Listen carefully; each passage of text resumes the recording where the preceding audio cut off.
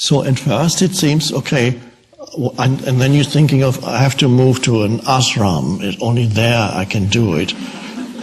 I need an ideal environment for my presence practice, and I can't. They won't leave me alone, these people.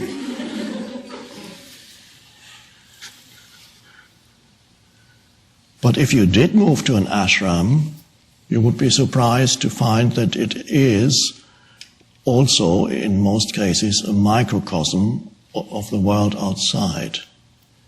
Because many people in the ashram tried the same as you. They try to get away from things, not realizing they carry the world inside their heads with them.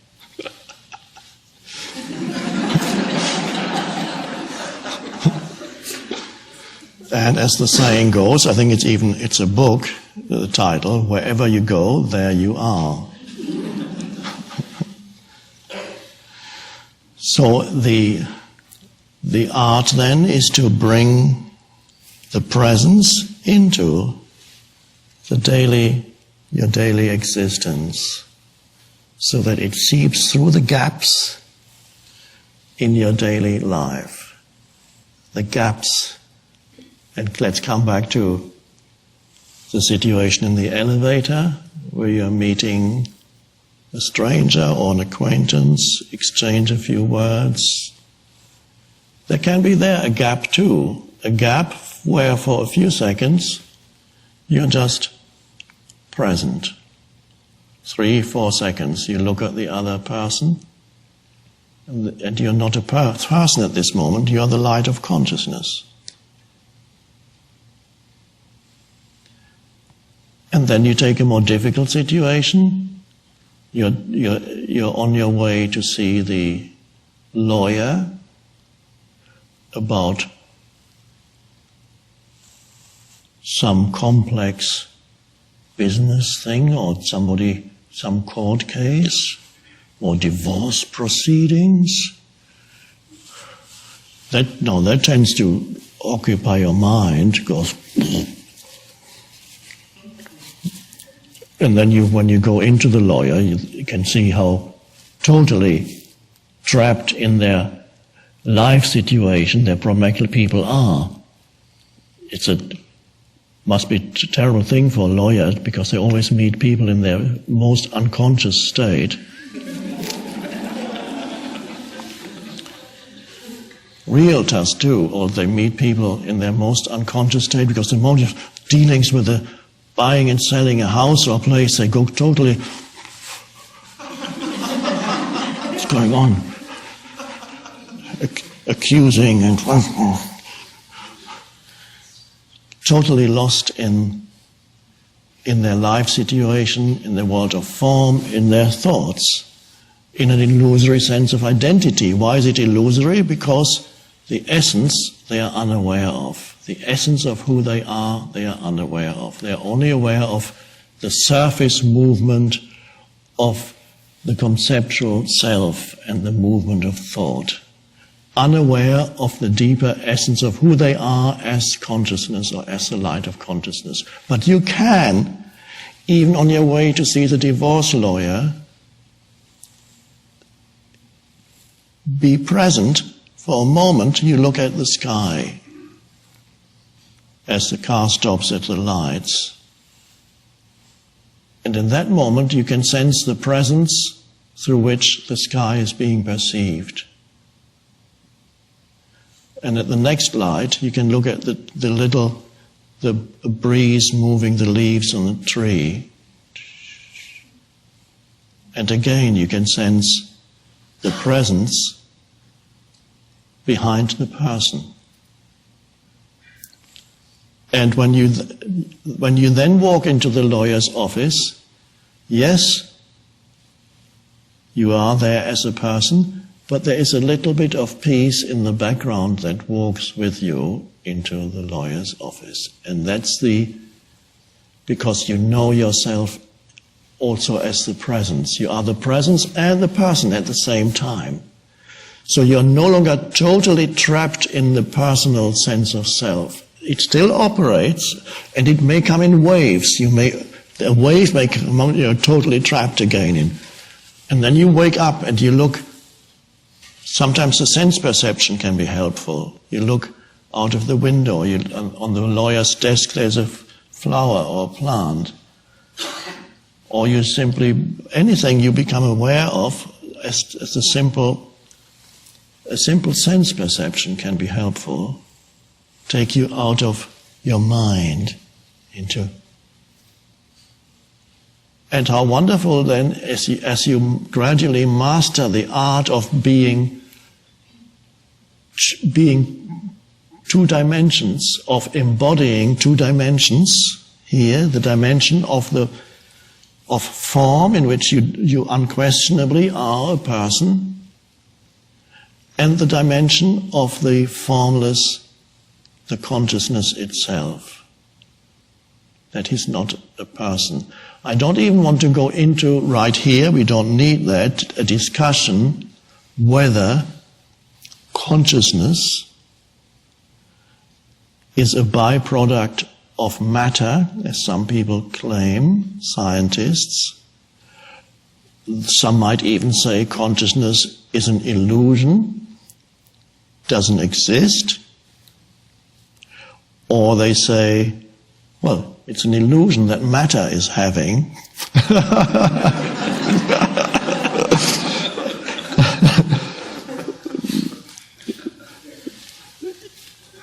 Or whether consciousness is something beyond matter, something that organizes matter, that expresses itself through matter, or whether, as the ancient philosopher Plotinus, I believe, said, matter is the furthest that consciousness can get away from itself. We don't need to discuss that or arrive at some philosophical conclusion, because the fact of consciousness is beyond doubt. The fact that you are conscious at this moment is beyond doubt. Actually, that's the only thing that's beyond doubt about your whole existence. Everything else could be a dream. What happens in the consciousness could all be a dream. And in a way it is dream-like, because it doesn't last, it evaporates quickly, like a dream. But the one thing that Descartes, philosopher, mistakenly said, I think, therefore I am, if he had gone one step further, he would have realized, I am conscious, therefore I am, and that would have been the right realization. So, the fact that you are conscious at this moment is beyond doubt. Maybe the rest is a dream, but there's a light in which the dream appears, if it is a dream, and you are that. And to know that, and know yourself as that, that's called self-realization in some teachings, ancient teachings. And I believe that is also what Jesus talked about, really, when he used the misunderstood term salvation.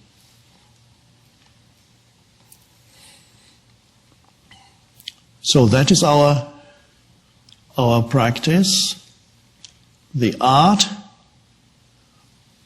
of moving in the two dimensions, the dimension of form, without losing awareness of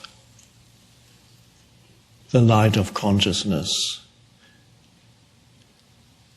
It's a bit like if you were an actor on a screen in a movie. Let's say you are the figure in a movie. Let's say you're Hamlet. Let's say they've made movies out of the play Hamlet. So you're on the screen, you're the character Hamlet, and you're saying to be or not to be, which really is he's asking himself, shall I commit suicide or not?